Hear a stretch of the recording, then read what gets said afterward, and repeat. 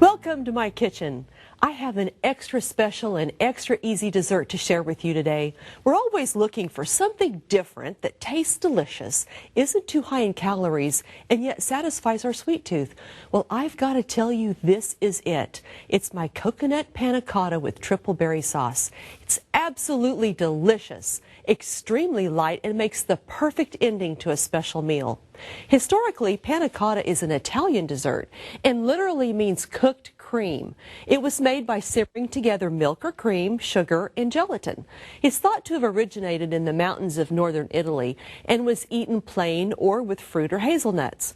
Well, whatever its origin, it's still popular today throughout Italy, Greece, and France. And when you taste it, you'll see why. Today, I'm using agar flakes as my thickener.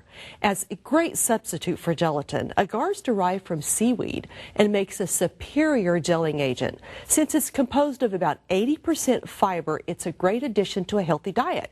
But you have to dissolve it first when you cook with it. So here's what I'm going to do. I'm going to start with a can, that's 1 can of coconut milk that I bought at the health food store.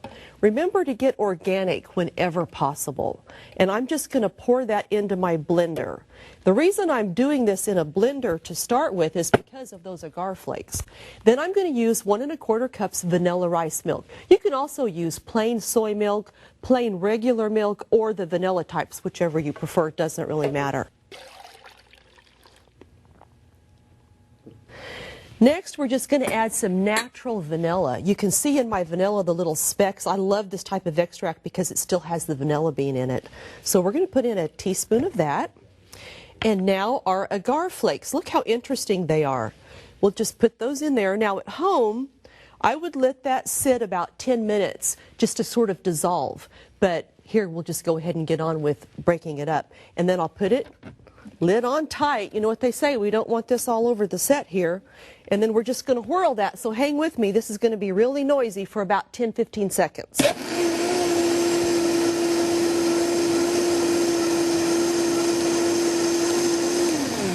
That looks good. That's what's neat about these really high-powered blenders. They can really break it down quickly. That looks good. Okay, now into our saucepan. And then we're just going to let that come to a simmer, and we're going to cook it 5 to 7 minutes or so. Okay. Coconut milk is so delightful to cook with. I just love the aroma that it gives off. I like the taste as well. Okay. Now, while we let that get cooking, let's get our ramekins ready, and then we'll make our berry sauce. This is so easy, you're just going to love it. You just take some olive oil or canola oil and just swirl around on the inside of your ramekin all the way around it so that they're easy to unmold later. Just like that. Makes it so easy. Doesn't affect the flavor a bit, but it sure does make it easy on us cooks, doesn't it? Okay, now those are ready. Now let's get to our berry sauce. I just love cooking with berries and using berries for dessert because they're naturally sweet, bursting with flavor, and they're so high in antioxidants. They really add a depth and extra layer to the meal. For the sauce today, I'm just going to put in 2 cups of mixed berries. I mean, whatever they have in the store that you like or what your family likes is just fine. I'm going to use raspberries, some blackberries, and some strawberries. They're just so lovely this time of year. The market has an array available. Get every bit of that out of there. So to our berries, I'm going to add just a little bit of natural organic cane sugar. You can use maple syrup granules as well. And then to really give it a neat depth, I'm going to put in the juice of a half a lemon. Fresh lemon juice, I tell you, there is no substitute for fresh lemon juice. I love this lemon squeezer because I can get every bit of goodness out of that lemon. Okay.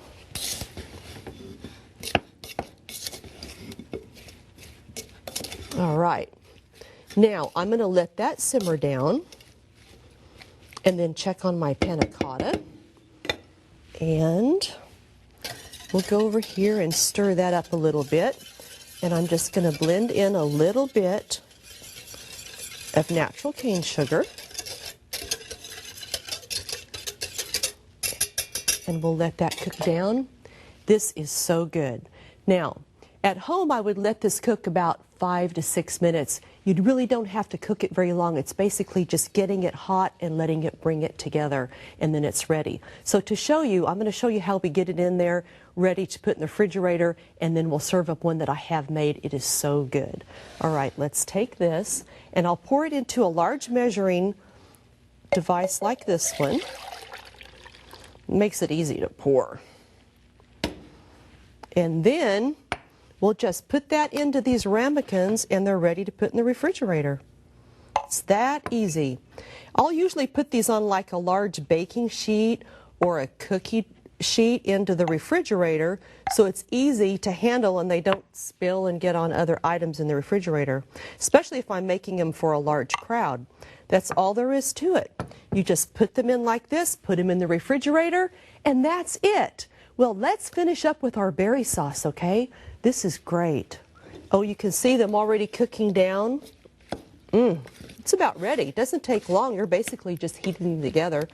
I'll just kind of break those up and smash them down a little bit. Then I'll go ahead and put them in the refrigerator. After they've chilled, I'll run them through my blender or food processor to get them into a sauce. That looks good. Now, this is great. To serve this, you can basically do this several ways. For a more formal occasion, you'll want to just take your ramekin, which I have one that I've prepared for you right here. Take a regular knife and just loosen the edge like that. And they can be kind of stubborn. Don't be shy about going around the edge, and you may have to kind of work your knife a little bit to the bottom of it to loosen it up. It seems to form a suction. Okay, so we'll take it like that, and then we'll just turn right out onto our plate. You may have to jiggle him a little bit. There he came off. Now that was a stroke of luck. All right, so nice. Then we'll take our berry sauce, and you can see how I've already run this one through my food processor and how pretty it is. And I like to put it right on top. Lots of berry sauce. This is the part that Richard wants the most of. He'll say, "Oh, give me more of that. Would you please give me some more?" All around. Okay. And then I'll take some fresh berries, put on here as well. Whatever type of berries is in the sauce, and maybe some other types as well. And then I'll take some mint and put on it. For an extra special event, you've got to have chocolate. Remember what Dr. Teitelbaum says?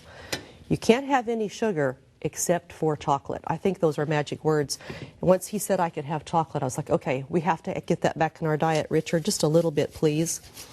A little shaved chocolate. Look at that. How lovely is that? Just wonderful. Now, for a more casual presentation, or if you have a large crowd, you can make these in dessert cups. Now, this is really simple because you don't have to do all of that presentation, but they're really nice as well. So we'll take a dessert cup like this, and we'll get some berry sauce right on there. Make sure you get enough. And then we'll put some blackberries, some raspberries right on there. Maybe a little piece of mint off to the side, just for some little presentation. And actually, we'll just use this one over here. Look how beautiful that is. It is so good. I have to take a bite. You're going to find this completely irresistible. That is fantastic. Thank you so much for being with me today. For a copy of this recipe, just go to my website. Copy it off and enjoy it. And please stay tuned because we're going to be right back for more of your help.